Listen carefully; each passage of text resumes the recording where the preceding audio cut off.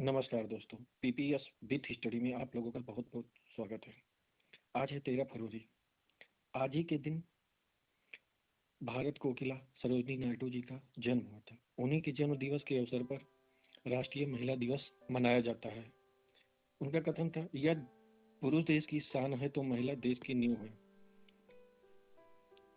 भारत कोकिला सरोजिनी नायडू की जयंती पर देश भर में राष्ट्रीय महिला दिवस मनाया जाता है। उन्होंने देश की आज़ादी की लड़ाई के साथ साथ महिलाओं की आज़ादी और विभिन्न सामाजिक वर्गों के हितों की लड़ाई भी लड़ी तथा देश में यात्रा कर लोगों को जागरूक किया। भारत कोकिला सरोजिनी नायडू की जयंती पर देश में राष्ट्रीय महिला दिवस मनाया जाता है।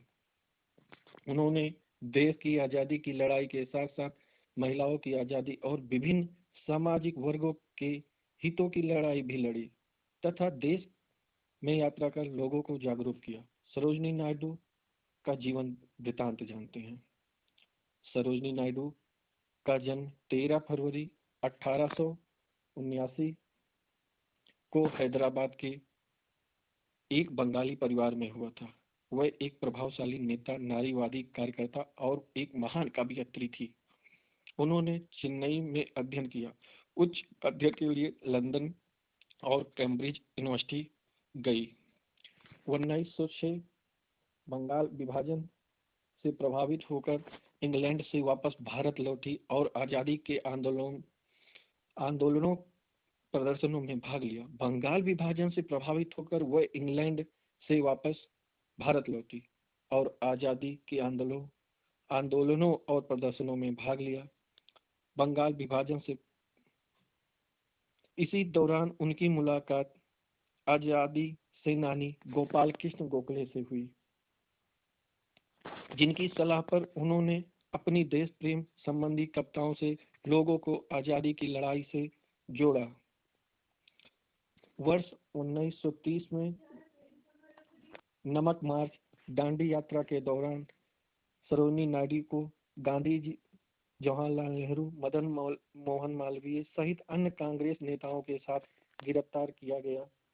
भारत छोड़ो आंदोलन के दौरान उन्हें लगभग 21 महीने जेल में रखा गया। वह महात्मा गांधी जी के साथ 1930 में आयोजित हुए द्वितीय गोल में सम्मेलन में भी हिस्सा थी। वह भारतीय संविधान को तैयार करने वाली मसौदा समिति की भी हिस्सा थी। वर्ष 1917 में सरोजिनी नायडू और एनी बेसेंट ने भारत महिला संघ की स्थापना की।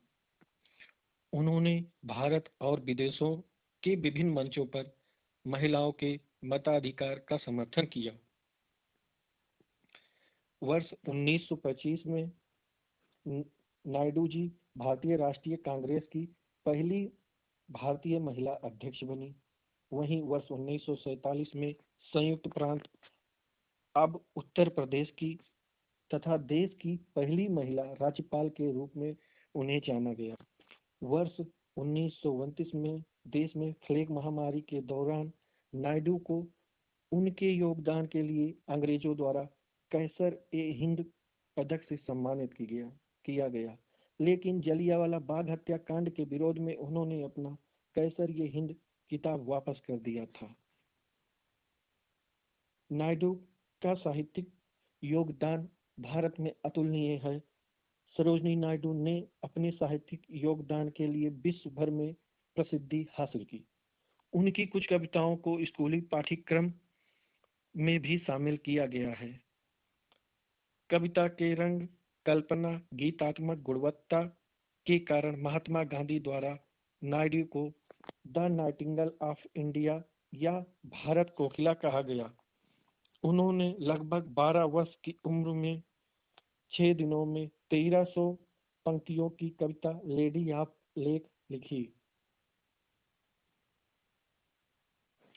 वर्ष 1912 में प्रकाशित हैदराबाद के बाजारों में उनकी सबसे लोकप्रिय कविताओं में से एक है।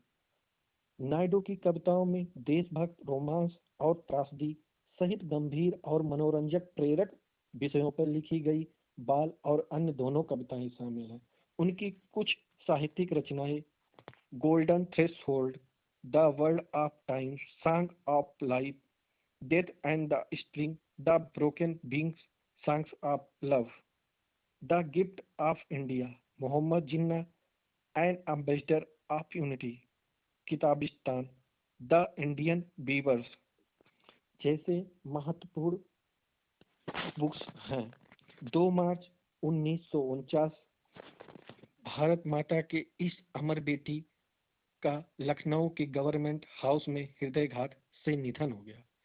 भारतीय इतिहास में इस महान नायिका को आगे आने वाली पीढ़ियों के द्वारा भारत कोकिला, राष्ट्रीय नेता और नारी मुक्त आंदोलन के समर्थक के रूप में सदैव याद किया जाता रहेगा। ऐसे महान वीरांगना को उनकी जयंती पर हम लोग सत सत नमन करते हैं। तब तक के लिए नमस्कार, मिलते हैं नेक्स्ट वीडियो में नेक्स्ट टॉपिक के साथ। धन्यवाद।